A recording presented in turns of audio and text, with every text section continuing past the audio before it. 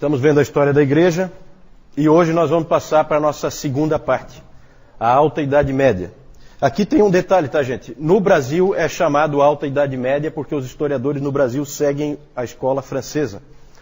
Para os franceses chama-se Alta Idade Média. Não há acordo sobre a Idade Média. Na verdade, a Idade Média tem 1000 anos e não há acordo na subdivisão da Idade Média. Para os americanos, a Alta Idade Média é o contrário, no final da Idade Média.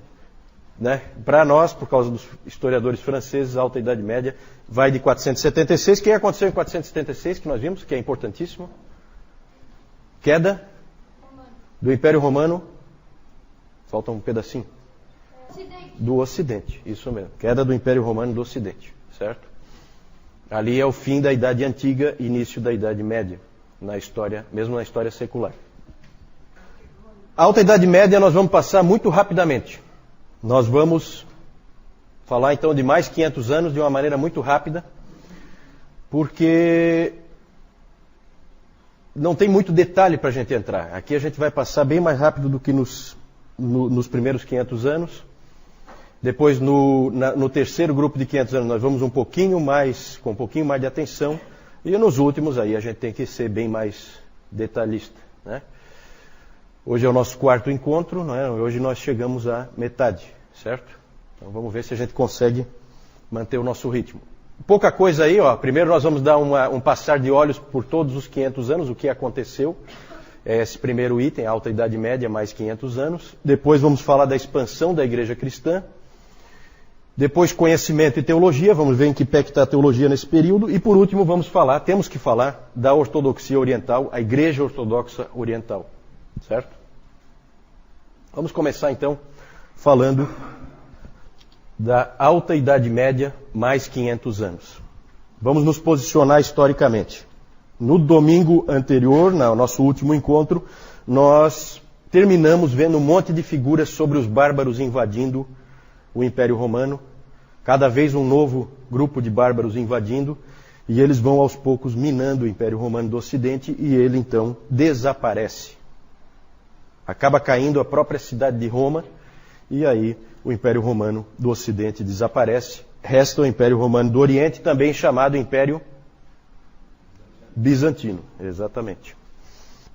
A Idade Média são 1000 anos, como eu disse antes. Muitas vezes é chamada de Era das Trevas, né? É claro que quem vivia na Idade Média não sabia que estava vivendo na Idade Média. Isso aí é uma classificação que vem depois dos historiadores. Por que média? Porque ela fica entre o período clássico e a modernidade. Ela é um período transitório entre dois grandes períodos da história da humanidade. Então ela é considerada uma época de baixa na história da humanidade. E se diz muito que essa época aí da Alta Idade Média é uma Era das Trevas. O próprio Justo Gonzalez, nos livros dele, ele chama esse período de Era das Trevas. O professor Calhoun discorda, ele acha que não é bem assim. Era das Trevas. Ele acha que só o 10º século, do ano 900 até o ano 1000, é que realmente foi um período assim de trevas mesmo, porque nada acontecia, e isso muito em função do fato de estar se aproximando o ano 1000. E as pessoas com muito medo da aproximação do ano 1000. E o ano 1000 chegou, nada aconteceu, né? As barbaridades que aconteciam continuaram acontecendo, as coisas boas também. O sol amanheceu normalmente, não houve nada de especial. E o 2000 aconteceu a mesma coisa, né? Exatamente. Esse nós vivemos, né? No 1000 eu não me recordo bem. O Newton lembra, porque o Newton... Né? Da Arca de Noé em diante, o Newton está bem lembrado. Está bem lembrado dos acontecimentos. Isso. Então nós vimos que o Império Romano não é mais Império Romano, mas também, gente, não existem ainda os países modernos que a gente conhece hoje. Isso também não existe. Então essa é a época, quem não fugiu da escola, estudou lá nas aulas de história, que é a época do feudalismo. Por que isso? Porque você tem a Europa distribuída por tribos bárbaras. E uma não gosta da outra. E essas tribos bárbaras, eles têm sede de sangue. Eles adoram guerrear. Então, eles acabavam sempre um fugindo do outro. Então, eles eram muito nômades e eles acabam ocupando toda a Europa. E eles iam forçando, conforme os bárbaros mais fortes empurravam os mais fracos para frente, eles iam entrando cada vez mais no Império Romano. Né? Foi assim que Roma foi caindo aos poucos, certo? E aí, essas tribos dividiam as áreas que eles controlavam, para manter o controle, elas dividiam em áreas menores. Essas áreas eram entregues para determinados senhores. O rei de cada tribo bárbara dessa entregava para homens da confiança dele, entregava determinadas regiões. Ó, você vai cuidar dessa região aqui, você vai cuidar dessa. E todo mundo que vivia ali naquelas regiões era vassalo. Então você tem o senhor feudal, o senhor do feudo, assim chamado, e você tinha os vassalos, que são os que vivem ali dentro daquela área e devem obediência ao senhor feudal. Então é uma época, gente, essa época é uma época em que nós não vamos encontrar muito avanço do conhecimento, nem da teologia. É uma época de camponeses, agricultores e soldados. Certo? É uma época, tipicamente, as pessoas que você vai ver nessa época são camponeses, soldados, e a única coisa que dava unidade entre todas essas tribos era o quê? O cristianismo. O cristianismo. Exatamente. Então, nessa época aí, alguém disse que não adiantava você chegar para uma pessoa que vivia nessa época e perguntar para ela assim, de que país você é? Ela não vai te entender. Isso não significa nada. Mas pergunte para ela de que bispado ela faz parte e ela tem a resposta na ponta da língua. Então vejam a unidade que vem do fato da igreja estar presente no meio de todos esses povos bárbaros. Todos não, né? Os que estavam dentro do Império Romano, esses estavam sob a influência também da igreja católica romana. Nesse período nós já podemos falar em igreja católica romana, tá? A gente evitou de falar anteriormente da igreja católica romana, mas eu mostrei para vocês nosso último encontro, no final eu mostrei um papa, que esse é o papa que é mais ou menos o marco do início da igreja católica romana, que é o papa, alguém lembra? Leão I, exatamente, Leão I. Esse Papa aí foi quem primeiro foi ele que fez uma coisa interessante, que é o que até eu acho que foi a Adriana que me perguntou, pena que ela não está aí.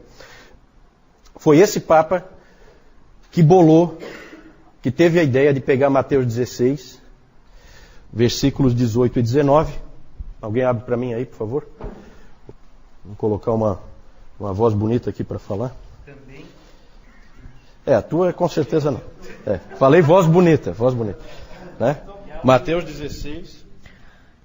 Também eu te digo que tu és Pedro, e sobre esta pedra edificarei a minha igreja, e as portas do inferno não prevalecerão contra ela. Dar-te-ei as chaves do reino dos céus. O que ligares na terra terá sido ligado nos céus, e o que desligares na terra terá sido desligado nos céus. Todo mundo lembra desse texto, né? Como diria o Newton, todo mundo conhece esse texto. Todo mundo. Então esse texto, vejam que vocês lembram desse texto. Só que esse Papa Leão I teve a ideia de pegar esse texto e trazer autoridade para ele baseado nesse texto bíblico. Certo? Porque aí ele diz que as chaves do reino estão com Pedro, e que a igreja é construída em cima de Pedro, o que, num primeiro momento, não resolve nada. Só que aí ele diz que Pedro foi o primeiro bispo da igreja de Roma. E que ele, pela sucessão apostólica, foi passando a autoridade e a chave para cada um dos bispos de Roma. Certo? Tudo isso aí não está no texto, né? Todos esses adendos aí, para construir a interpretação, evidentemente são ideias do Leão I, extremamente úteis essas ideias para a força do papado e para a força da igreja romana. Exatamente. A ideia da sucessão apostólica, que nós vimos já em outro momento, né? Ele vai pegar essas pecinhas e construir um esquema usando uma base bíblica que vale até hoje, vocês sabem disso. Está sendo usado até hoje, isso aí está em vigor, né? Para a igreja católica romana. Esse, então, foi um grande papa para o catolicismo romano.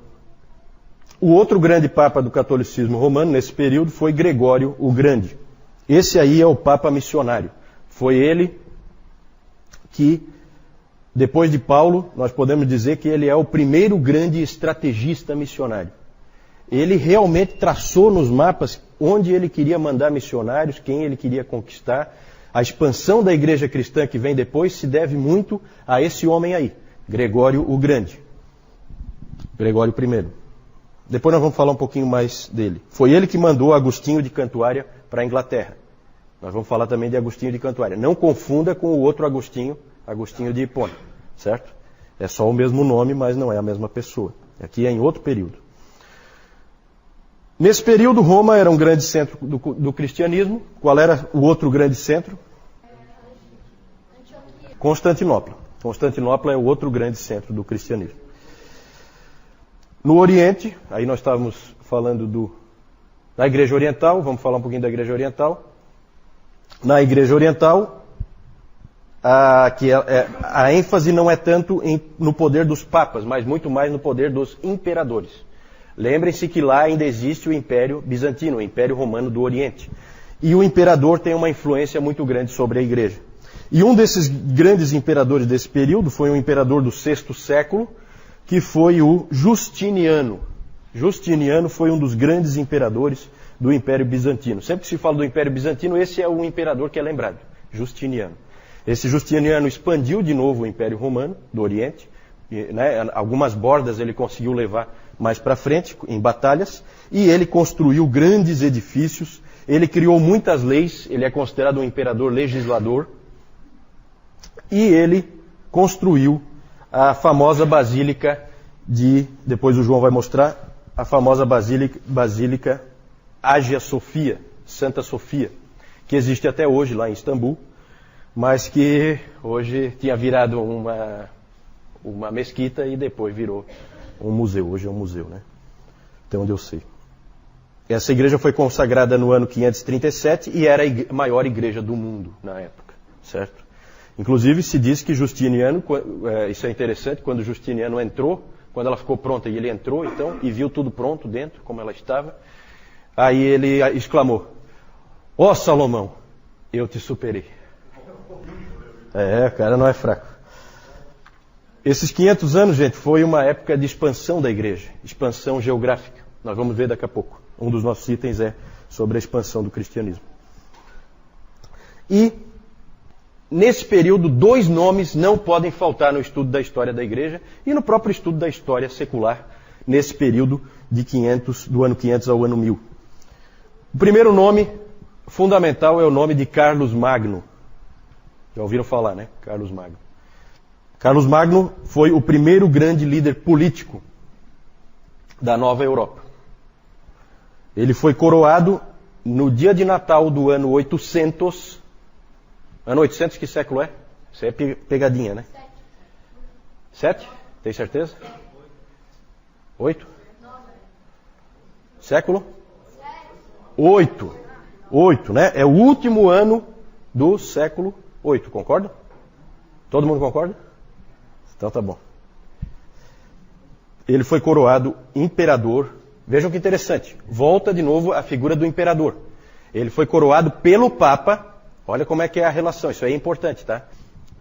Ele foi coroado pelo Papa imperador do Santo Império Romano. Santo Império Romano.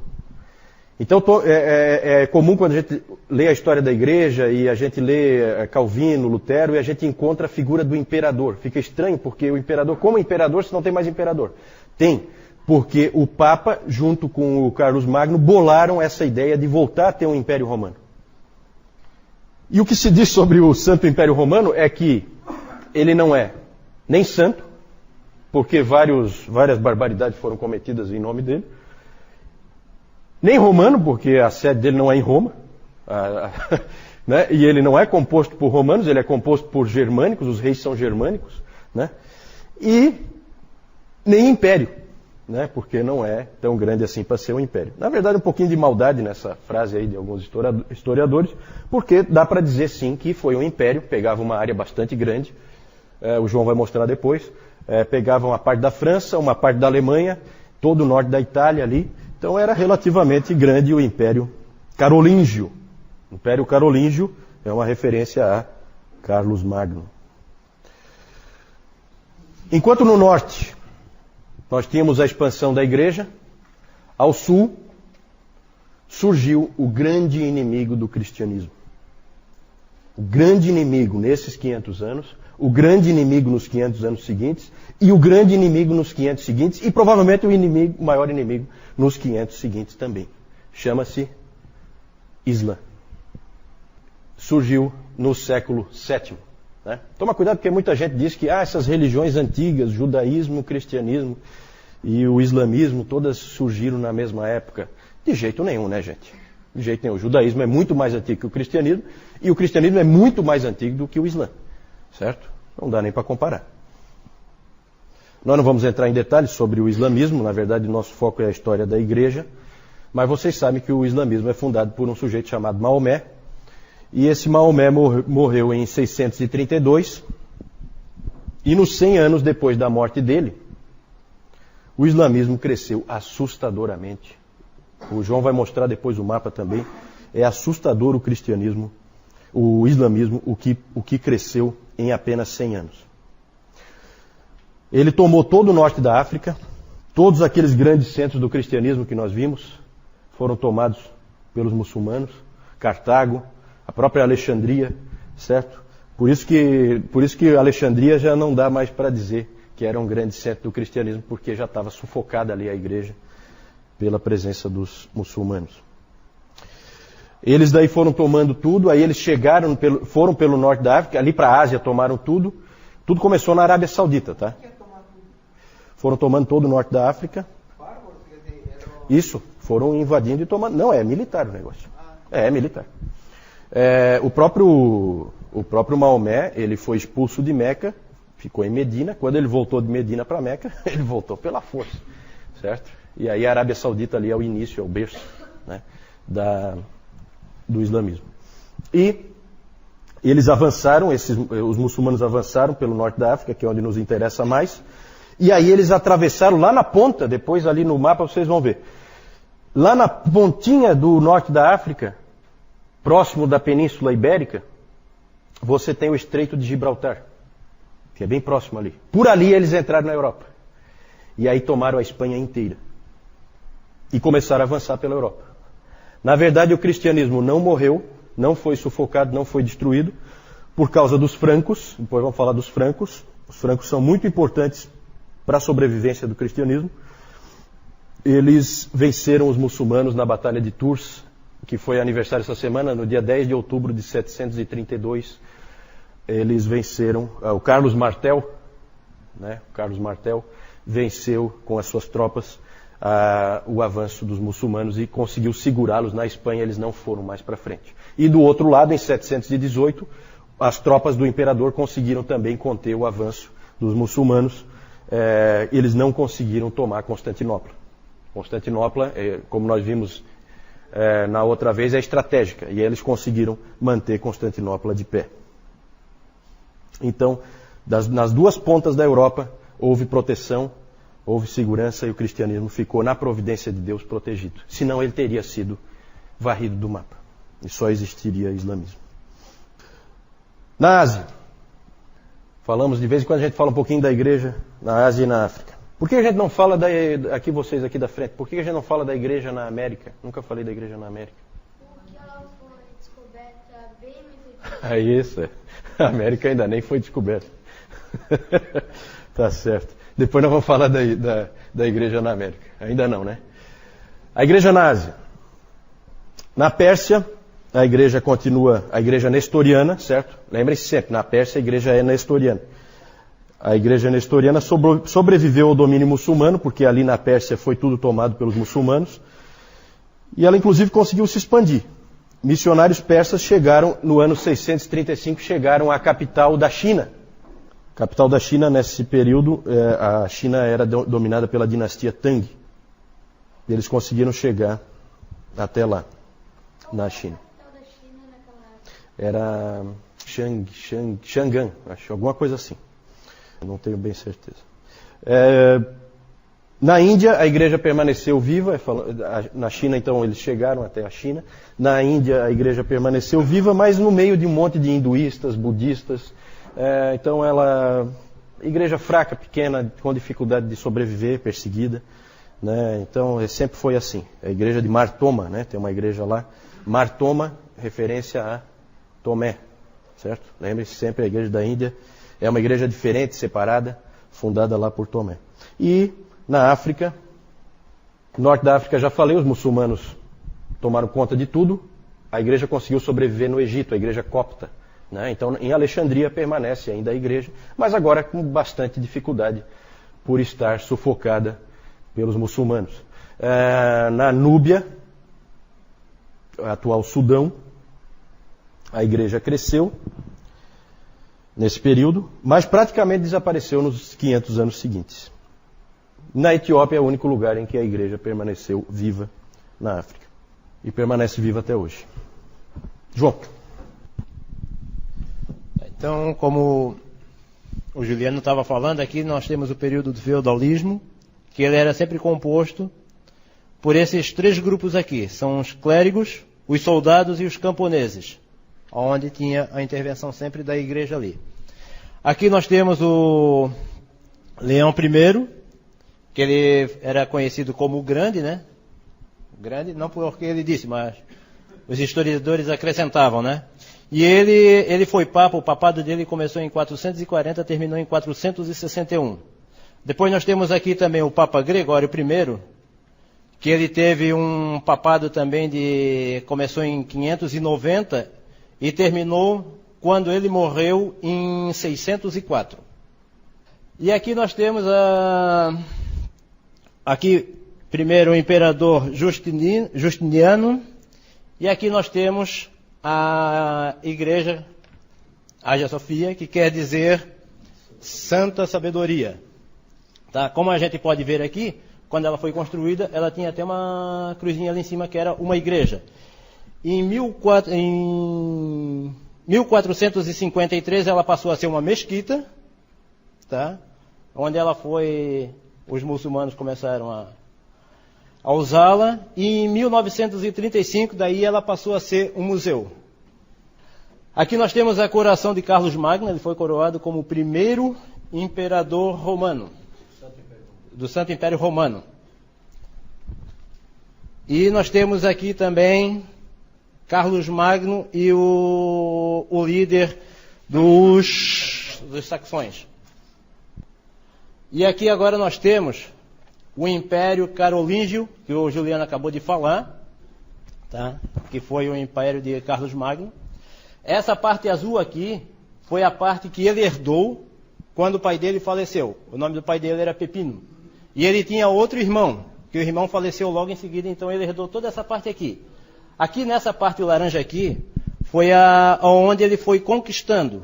Então ele conquistou aqui todo o norte da Itália, pegou aqui a Alemanha, pegou essa região aqui, mas aqui também ele pegou. E essa parte amarela aqui é a região habitada pelos vassalos. Aqui nós temos a entrada de Maomé em Meca. Tá? Nós temos a pregação do Alcorão. E aqui nós temos também a Batalha de Turque, como o Juliano mencionou ainda há pouco. Na sexta-feira passada teve o aniversário dela, 10/10. Aqui nós temos a expansão dos muçulmanos. Ele começou aqui, tá? Na Arábia Saudita. Daí depois ele, num certo período, ele foi se expandindo, pegou o norte da África, deu um tempinho e mais tarde começou aqui também, onde ele passou aqui para toda essa região. Aqui ele passou pelo Estreito de Gibraltar, onde ele pegou aqui também a Espanha. A gente pode ver que aqui tem Espanha, tem Portugal, só que naquela época não existia Portugal. Tá? E aqui também, para esse lado aqui, ele também começou a conquistar o islamismo, começou a se expandir. Eu não sei onde é que o João conseguiu uma figura em alemão ali, né? Esse João é coisa de louco.